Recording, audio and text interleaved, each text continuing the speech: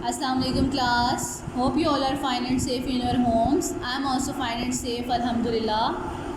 I am your science teacher Miss Tuba.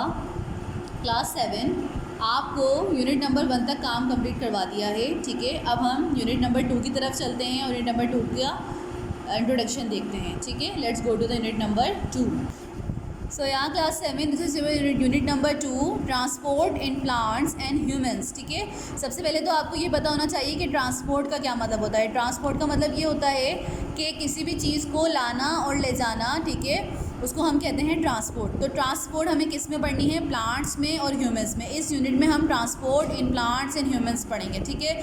सबसे पहले देखिए आपको लिखा हुआ नज़र आ रहा होगा, just like human plants too need food and oxygen to obtain energy for performing various activities. देखें बिल्कुल इंसानों की तरह प्लांट्स को भी खाने की और ऑक्सीजन की ज़रूरत होती है अपनी एनर्जी के लिए, ठीक है, वेरियस एक्टिविटीज़ के लिए। उसके बाद food and oxygen must reach each cell of the plants and harmful substance must be remove. Plants के अंदर भी इंसानों की तरह होता है, जो हमारे फूड एंड ऑक्सीजन होती है वो सेल्स के प्लांट्स के हर सेल के पास पहुंच जाती है, और जो हार्मफुल सब्सटेंस होते हैं वो बॉडी से रिमूव हो जाते हैं, ठीक है। The system that enable plants and humans to achieve this is called the transport system, ठीक है। ये जो सिस्टम होता है इंसानों में और प्लांट्स में, जो कि फूड को, ऑक्सीजन को हर सेल तक पहुंचाता है और बाकी जो टॉक्सिक या हार्मफुल सब्सटेंसेस होते हैं उसको हमारे बॉडी से रिमूव कर देता है, उस सिस्टम को हम क्या कहते हैं, ट्रांसपोर्ट सिस्टम, ठीक है। आगे लिखा हुआ है, the transport system of plants animals comprise by various organs, ठीक है। ये जो सिस्टम होता है ट्रांसपोर्ट सिस्टम प्लांट्स में और ह्यूमंस में, ये वेरियस ऑर्गन्स की वजह से होता है, ठीक है। तो हम इसी के बारे में आगे पढ़ते हैं। नंबर 1 आपको लिखा हुआ नज़र आ रहा है, ट्रांसपोर्ट इन प्लांट्स, ठीक है। Roots absorb water and minerals from the soil, ठीक है। रूट्स जो होती हैं, जड़ें जो होती हैं प्लांट्स की, वो मिट्टी से पानी को और मिनरल्स को अपने अंदर एब्जॉर्ब करती हैं, ठीक है। A root has tiny thread like structure on its body called root hairs. जो पौधों की जड़ें होती हैं उनके ऊपर एक छोटा स्ट्रक्चर सा बना हुआ होता है, ठीक है, बालों की तरह, जैसे छोटे छोटे बाल होते हैं, उसको हम कहते हैं रूट हेयर्स, ठीक है। This increase the surface area of the root which helps the plant to absorb a greater quantity of water and minerals. वो जो बाल होते हैं, रूट हेयर्स होते हैं, उसके ज़रिए क्या होता है कि पौधों को ज़मीन से पानी और मिनरल्स लेने में मदद हासिल होती है। The outer most layer of the root hair is made up of epidermis cell. देखिए जो आउटर मोस्ट लेयर होती है रूट की, वो किससे मिलकर बनती है, एपिडर्मस सेल्स से मिलकर बनती है, ठीक है। The wall of this cells are semi permeable.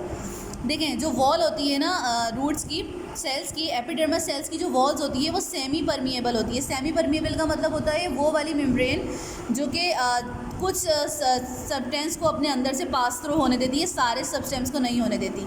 इस मेम्ब्रेन के पास ये वाली एक पावर होती है कि ये जो हार्मफुल सब्सटेंसेस होते हैं ना उनको पास होने नहीं देती, उनको वहीं रोक देती है, बाकी जो मिनरल्स और वाटर वगैरह है उसको पास होने देती है। This means that while some substance can enter this cells others can not. इसी का मतलब ये हुआ कि कुछ ही सब्सटेंसेस इसके अंदर जा सकते हैं, बाकी सारे नहीं जा सकते।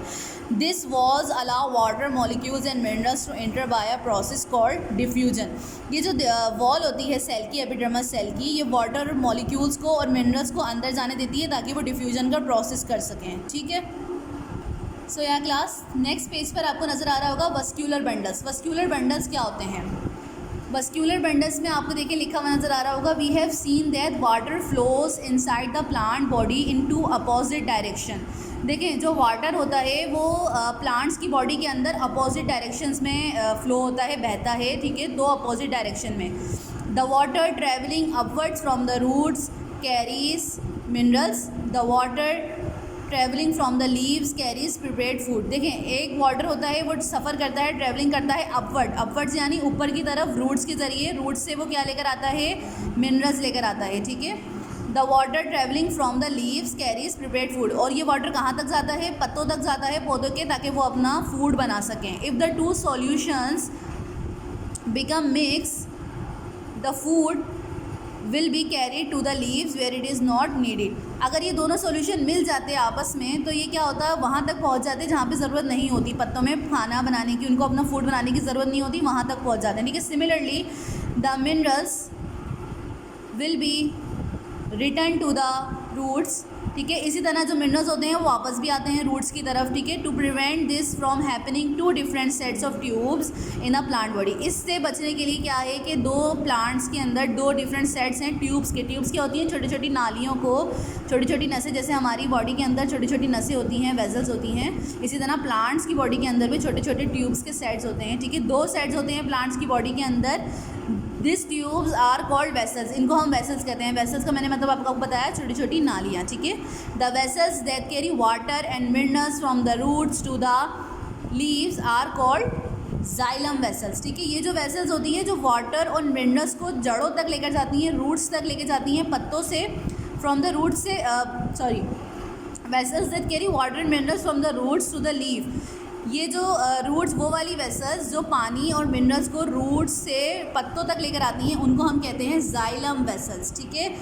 आगे लिखा हुआ है the vessels that carry prepared food from the leaves to different parts of the plant are called phloem vessels. अच्छा, जो खाना बन जाता है ऊपर सनलाइट के ज़रिए, फोटोसिंथेसिस के ज़रिए, उस खाने को जो दूसरे पार्ट्स तक पहुंचाती है वेसल्स, उन्हें कहते हैं फ्लोएम वेसल्स, ठीक है। दो वेसल्स हमने पढ़ी, कौन सी? Xylem and phloem vessels. Xylem वो वाली वेसल्स होती हैं जो कि मिनरल्स और वाटर को रूट्स से लेकर आती हैं, कहाँ तक? पत्तों तक लेकर आती हैं, ताकि अपना फूड बना सकें प्लांट। और जो फ्लोएम वेसल्स होती हैं उनका काम क्या होता है? वो प्रिपेयर्ड फूड को बाकी हिस्सों तक पहुँचाती हैं बॉडी के, प्लांट्स की बॉडी के, ठीक है। उसके बाद लिखा हुआ है together the xylem and phloem vessels are called vascular bundles और वस्क्यूलर टिश्यूज़, ठीक है। इस तरह जाइलम और फ्लोएम की जो वेसल्स हैं उनको हम कहते हैं क्या? वस्क्यूलर बंडल और वस्क्यूलर टिश्यूज़, ठीक है। आगे है आपका internal structure of the root. आपको आगे इंटरनल स्ट्रक्चर ऑफ रूट पढ़ाया हुआ है, ठीक है। इंटरनल स्ट्रक्चर ऑफ रूट क्या होता है? देखिए लिखा हुआ है on examining cross section of a root we can observe 2 layers of cells and a bundle in the centre. अगर हम क्रॉस सेक्शन करें रूट के सेल्स का तो हमें अंदर 2 लेयर्स ऑफ सेल्स नज़र आएंगी, मतलब 2 तय नज़र आएंगी सेल्स की, बंडल होगा उनका सेंटर के अंदर, रूट के अंदर, ठीक है। The outer circle of cell is called the piliferous layer, ठीक है। जो आउटर लेयर होगी, आउटर सर्कल होगा सेल्स का, उसे हम कहते हैं प्लीफेरस लेयर, ठीक है। Root hairs grow from the piliferous layers. ये जो रूट हेयर्स मैंने आपको पढ़ाया अभी, ये कहाँ से ग्रो होते हैं? प्लीफेरस लेयर्स के ज़रिए, ठीक है। The cells in the inner circle are called the parenchyma. जो अंदर की तरफ सेल मौजूद होते हैं ना, उनको हम कहते हैं इनर सर्कल जो होता है उसको हम कहते हैं पैरेन्काइमा, ठीक है। The parenchyma cells have thick walls and large spaces between them.